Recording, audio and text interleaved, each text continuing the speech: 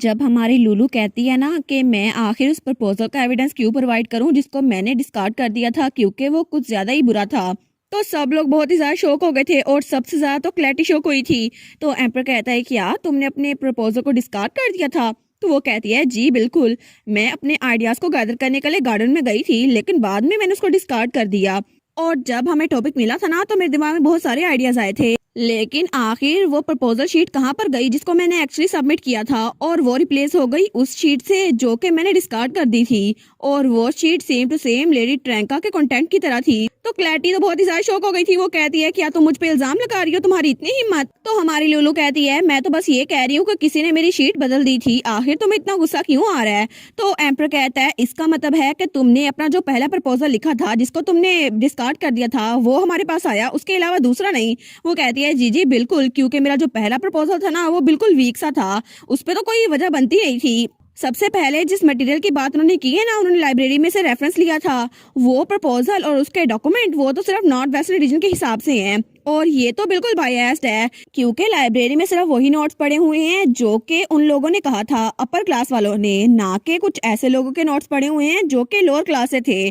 तो तब वहां पे जो लाइब्रेरियन बैठा था वो कहता है जी लेडी बिल्कुल सच बोल रही हैं। तो तब हमारी लूलू वो कहती है अगर आपको ज्यादा एक्यूरेट फिगर्स चाहिए ना तो आपको रिलीफ रिजल्ट रिपोर्ट को कंसल्ट करना होगा जो कि 2 साल पुरानी है और उसे कैपिटल ने खुद बनाया है। तो सब लोग कहते हैं क्या, और तब क्लैटी उसका तो मुंह खुला का खुला रह गया था। वो सोचती है क्या बात कर रही है ये, आखिर आखिर इसका 2 साल पहले वाली रिपोर्ट से क्या ताल्लुक। और उसे याद आता है जब लाइब्रेरी में उसको किसी ने चिट दी थी और उसमें हमारी हीरोइन की वो सारी लिखी हुई बातें थी। वो सोचती है मेरे पास जो लेटर आया था ना मैंने उसके हिसाब से अपनी रिपोर्ट लिखी थी, लेकिन ये गलत कैसे हो गया।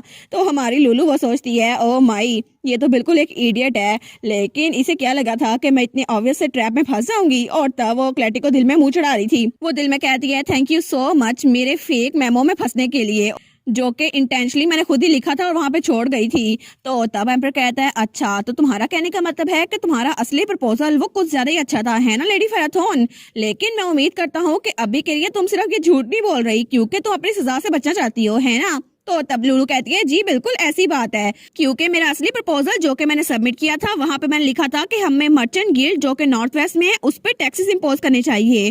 तो तब सब लोग कहते हैं कि यार टैक्सेस, एम्पर और एम्प्रेस भी हैरान थी और एम्प्रेस डुआजा और दूसरी एम्प्रेस भी वो सोचती है टैक्सेस ये बात बन तो जाएगी।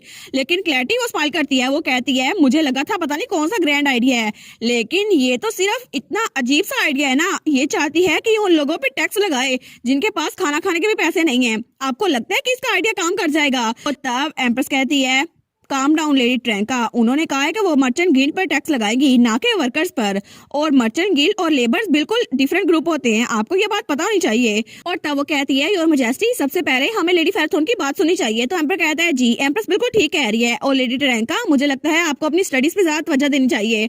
तो वो तो बहुत ही ज्यादा शर्मिंदा हो गई थी। वो सोचती है क्या मैंने सोचे समझे बगैर बोल दिया।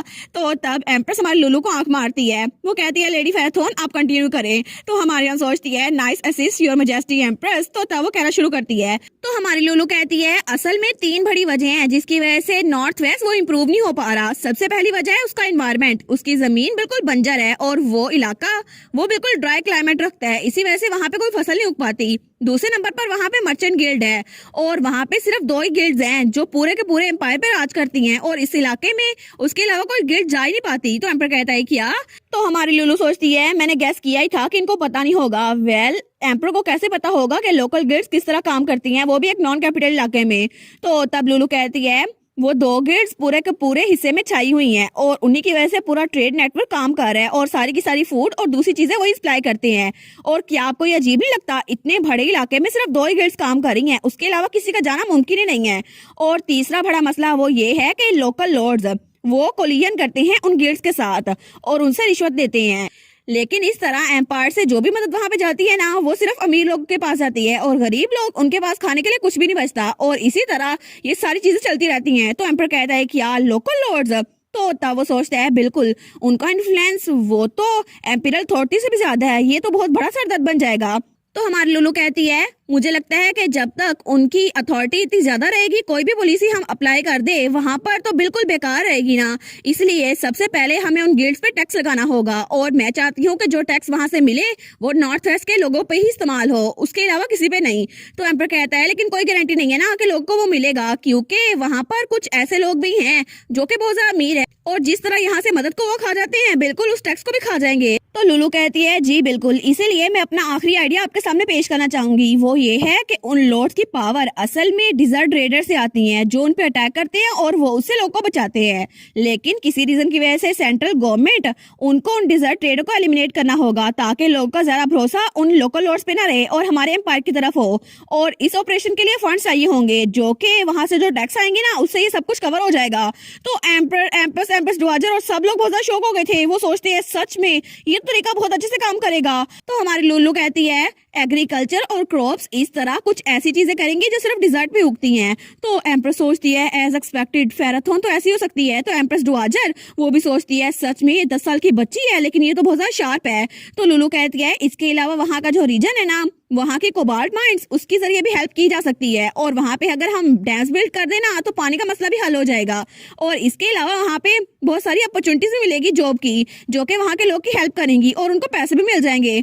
तो तब एम्प्रेस भी सोचती है मुझे लगा ही था कि ये बहुत ज्यादा होशियार होगी, लेकिन इस तरह अगर हम सारी की सारी हेल्प नॉर्थ वेस्ट के टैक्स लेकर उन्हीं के लोग के लिए करेंगे ना तो लोकल लॉर्ड्स का इन्फ्लुएंस कम हो जाएगा और एम्पायर का इन्फ्लुएंस ज्यादा हो जाएगा और इस तरह बॉर्डर डिफेंस के जरिए वो लोगों को अपने कंट्रोल में भी नहीं कर सकते। तो लुलू कहती है हाँ बिल्कुल, क्योंकि उन लोग को हम प्रोटेक्ट करेंगे ना। तो एम्पर सोचता है इसका आइडिया तो इतना सारा बेस्ट है कि इसकी वजह से हमारी एम्पीरियल अथॉरिटी वहाँ के इलाके पे तेज हो जाएगी और इस तरह वो इलाका भी हमारे कब्जे में आ जाएगा और वो लोग वो हमारे मकरूज हो जाएंगे। लेकिन तभी वहाँ पे वो लड़की जिसने हमारी हीरोइन को चैलेंज किया था ना, वो सोचती है मुझे यकीन नहीं आता, मैंने भी यही पॉलिसी दी थी लेकिन मेरे पास कोई आइडिया नहीं था कि वहाँ के लोगों के मसले को कैसे हल करना है। मेरे पास तो सिर्फ वहाँ पे हमला करने का आइडिया था ना, लेकिन इसने तो एम्पर के ट्रू प्रॉब्लम को जांच के उसको ही हल कर दिया है।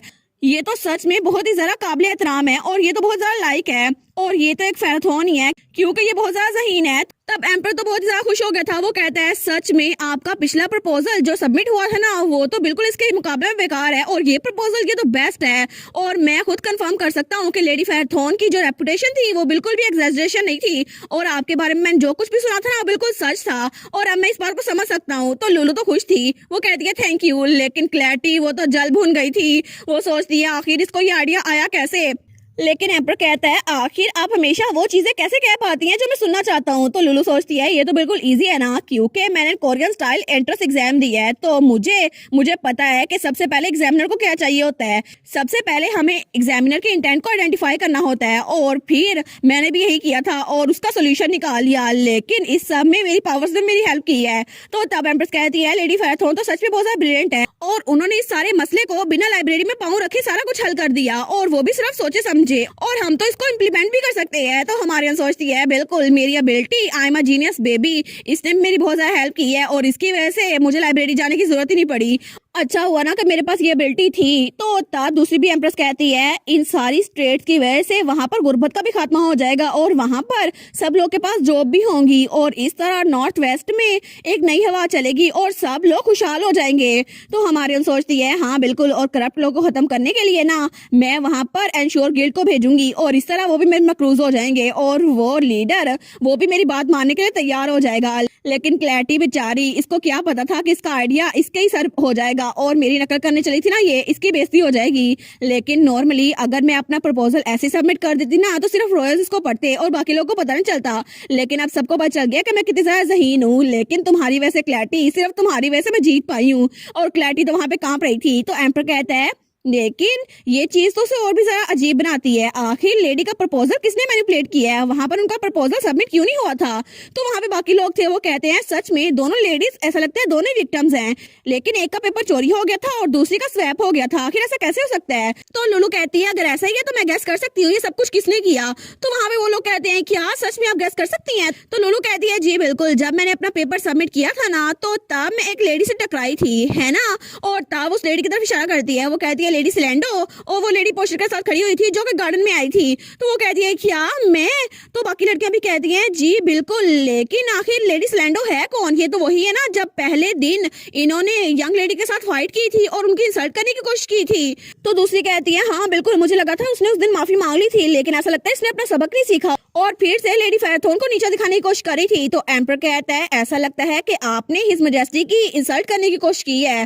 तो बाकी सब वो भी कहते हैं जी बिल्कुल, इन्होंने तो हिज मैजेस्टी की इंसल्ट करने की कोशिश की है ये सब कुछ करके, लेकिन वो लड़की तो बहुत ज्यादा डरी हुई थी। तो सब लोग उसके खिलाफ बातें किए जा रहे थे, ये तो पागल होगी ना, इसने इतना ह्यूज स्कैंडल काम करने की कोशिश की, लेकिन ये सच में लेडी ट्रैंका और लेडी फेयरथॉर्न दोनों को नीचे दिखाना चाहती थी। तो वो लड़की वो कहती है नहीं नहीं ऐसा कुछ भी नहीं है, लेकिन उसकी आंखों के सामने तो अंधेरा छा रहा था।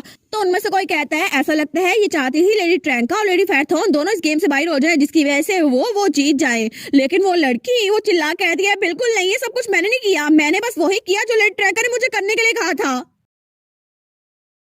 और इसी के साथ ये वाला पार्ट यहीं पर ख़त्म। तो आप लोग बताइएगा आप लोग को ये पार्ट कैसा लगा, और वीडियो को लाइक और चैनल को सब्सक्राइब लाजमी कीजिएगा। बाकी वीडियोस का लिंक भी स्क्रीन पर नज़र आ रहा होगा, तो काइंडली उनको भी चेकआउट कर लें। और thank you so much for watching my videos. Stay safe, bye bye.